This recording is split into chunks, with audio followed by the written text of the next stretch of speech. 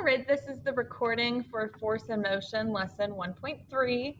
And so in this lesson, we are kind of using the simulation for the first time, and we are using it to kind of mess around with velocity and force and figuring out how exerting force on objects can change their motion. And so you can see here there's a variety of things. The first thing I'm going to do though is I'm going to show you my notebook.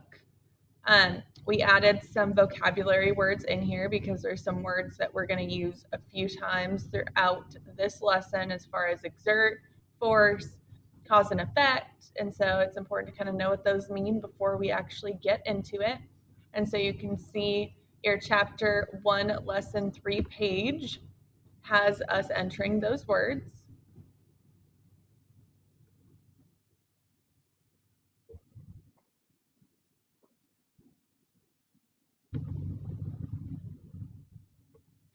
So our important ideas of this lesson are going to be that a force required to change the velocity, or a force is required to change the velocity of an object. And then the second important idea is that how an object changes velocity depends on the direction of the force exerted on that object. So which direction it goes, if it speeds up, if it slows down, if it stops, all of these velocity changes depend on how the force is exerted, the speed of the force, the direction of the force, all of that. And that simulation today is really going to kind of hit that point home for us. Well, at least begin to. I mean, we have a few more things to kind of cover, but we are early on in this lesson, but that simulation is really going to help. And so here are the vocab words that we added today. So velocity was already in there, but we added cause and effect. So cause is an event or process that leads to a result or change. And then effect is a result or change that happens because of an event or process. And then our other two, exert and force. So exert is to apply a force, and then force is a push or pull that can change the motion of an object. And remember, at any time you can pause these videos and get that in your notebook. And I'm going to move back to my canvas. And so there is a few things to do. The first thing is activity 1 and amplify. And activity 1 is going to give you some images, and it's kind of getting into the beginnings of velocity and how it's kind of shown on an image. And we will see that here shortly, and you're going to kind of have to interpret the photos here if it ever wants to log me in.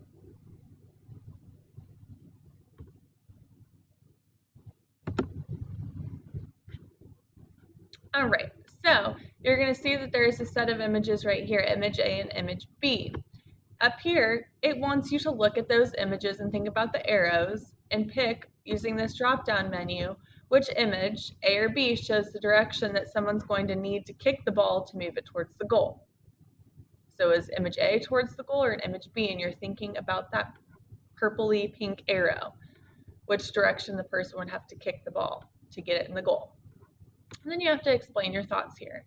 And then there's a second set, so we have image C or D, and the blue lines kind of show velocity. So you're trying to see if image C or image D, which of those is the faster moving ball. So you will pick from the drop-down menu, and then down here you're going to explain your thoughts. The next thing that they did in class was exploring the simulation.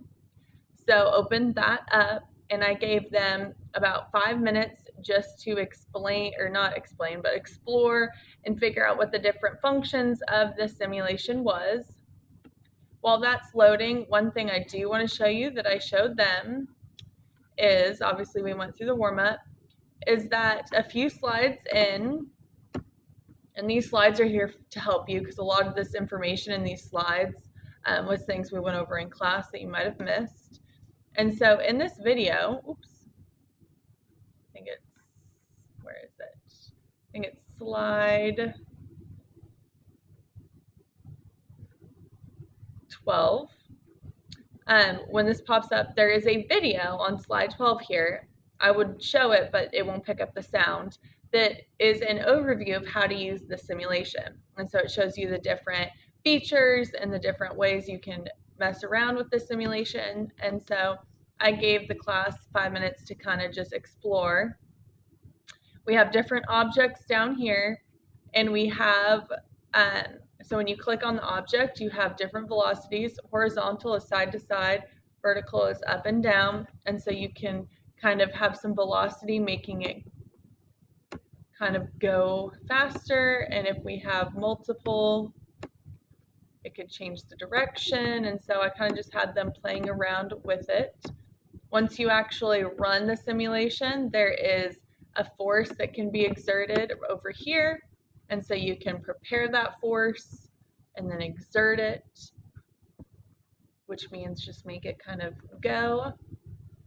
And so there's a lot of different things that can be done, so they kind of had time just to play around and get comfortable.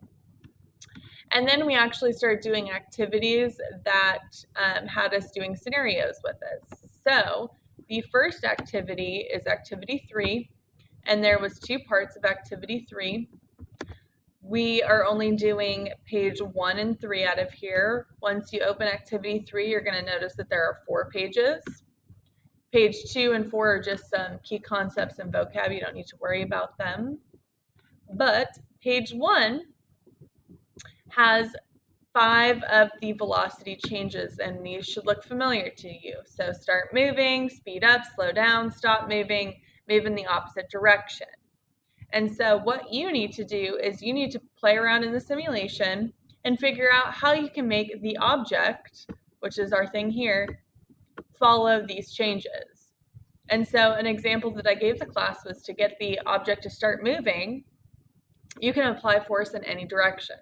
And so if you apply force in any direction, so example, if I prepared the force and I apply it up and exert it, I have movement. If I prepare my force and exert it to the side and exert it, I still have movement. So I can apply force in any direction and I get movement. You have to play around and figure out how you can make each of these happen, and then fill out just a quick little summary of how you made that change. So a couple words about what you did to make it. Like I said, page 2 is just a key concept, so you don't need to worry about that. Page 3 is another activity that you're going to do. And so this is similar, but what you're going to do is you have to think specifically about the direction that you're going to do the force.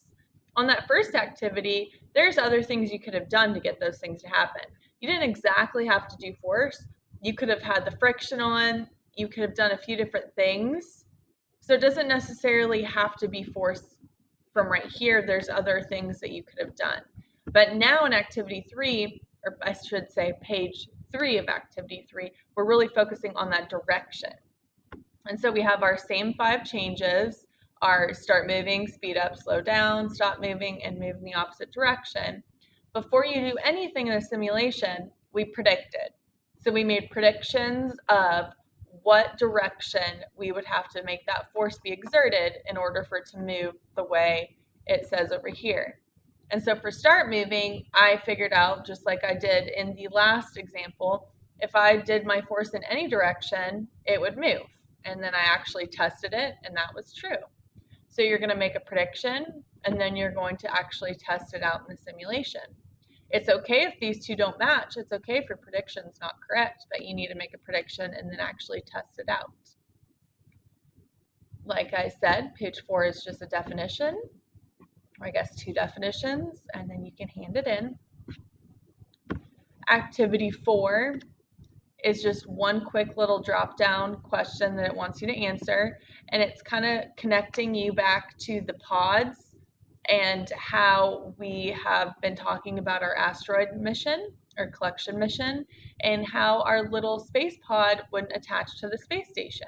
And so we're kind of thinking about those thrusters, which are these things that fire to help slow down that pod. And so right here it has one drop down that says the thrusters fire to exert a force, and then you're supposed to say same direction or opposite direction. which way do you think these thrusters fire to help slow it down? Because the idea is that these fire, help it slow down, and stop it so that it can connect right here. So you'll fill that out, and then you will do the homework. The homework is a sorting tool that has to do with cause and effect, and so you're going to kind of read the instructions. It's pretty straightforward, and so you will open the tool right here and then post a screenshot, and that should be pretty straightforward, like I said. And that is it.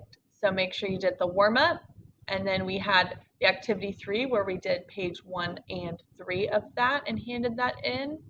That quick little drop-down menu relating our topics to our scenario that we've been studying with our thrusters and our space pod, and then our activity 5 homework.